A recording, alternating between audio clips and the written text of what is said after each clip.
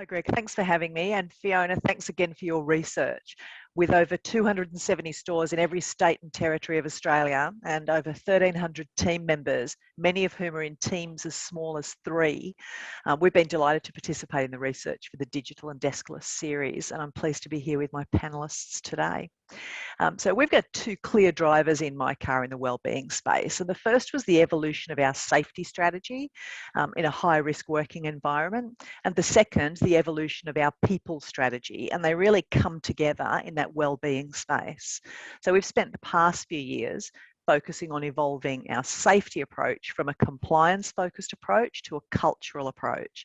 And along with that goes the expansion of the concept of safety from environmental safety, equipment, hazards and injuries, through to healthy teams and healthy minds, which I've heard plenty of from our fellow panellists today. So it's a journey that we're all on, I think. And psychological safety is really important when you're in a small and remote team.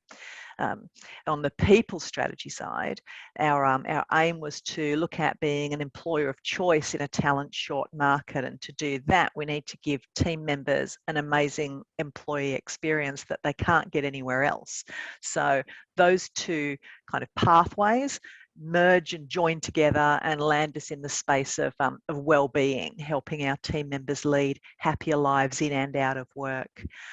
As for where we are on the journey, I'd say we're probably at the beginning of our journey, and I think we spend a lot of time talking about not trying to get anywhere too quickly, looking around, enjoying where you are on your journey, getting the most out of it, really making sure we're supporting our people to take the tiny steps that make the difference rather than racing towards a destination.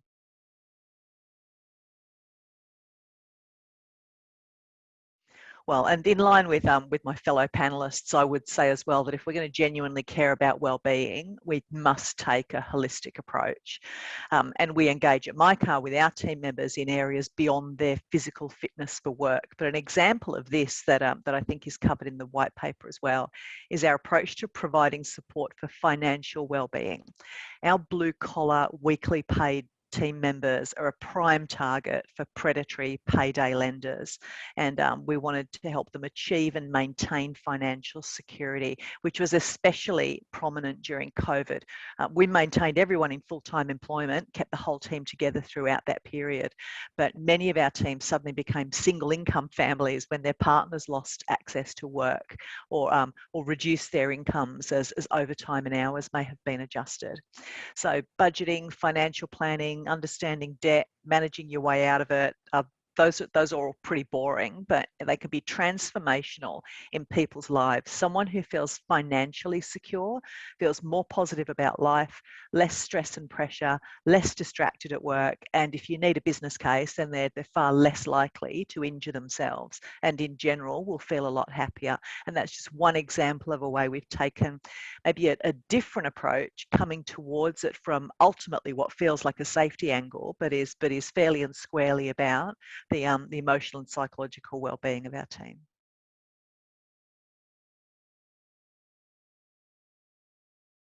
Greg, we're so proud at mycar of our participation in Movember, and all the more so because it was genuinely organic in the organisation. So a few years back, our National Ops Manager got himself and his team involved and got the attention of other team members, and each year we've really built on it on the last and got more and more people involved across the business and done more and more things inside and outside the month of Movember. So for us at mycar, about 98% of our team members are male and range in age from 17 to 70.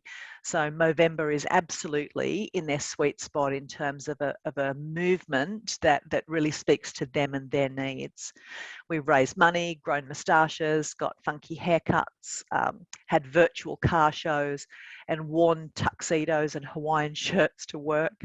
But sometimes it's the simple things that you provide people that just make a really big difference. In 2019, we kicked off a 2-hour health break.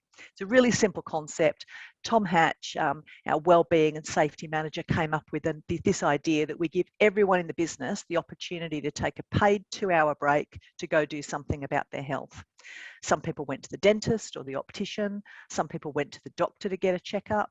And over the 2 years that we've had that in place, we've heard from team members who found out they had diabetes or heart disease, and in one case, skin cancer. And in all of those occasions, they didn't suspect there was anything wrong. And for those guys, you know, Movember and the way that we support our team made an actual difference to their lives.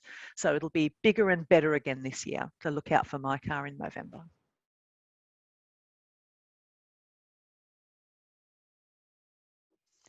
And we're all here because we have geographically dispersed workforces, right? So we all know what a challenge that is.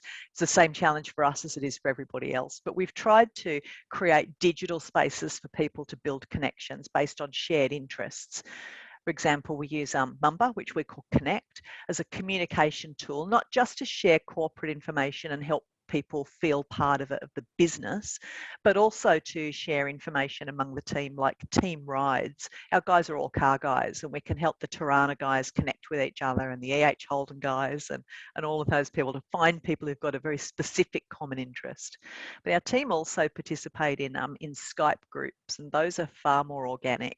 Everything from sharing the great customer feedback they've had to looking for someone to work on a Saturday, solving a problem with a car issue that they're trying to fix, or sharing pictures of the cars they've got on their hoists today. And it's certainly the case that those digital platforms are a quick and easy way for people to build those kinds of connections across the wider workforce, really helping them feel part of something much bigger than just their local store and their small team.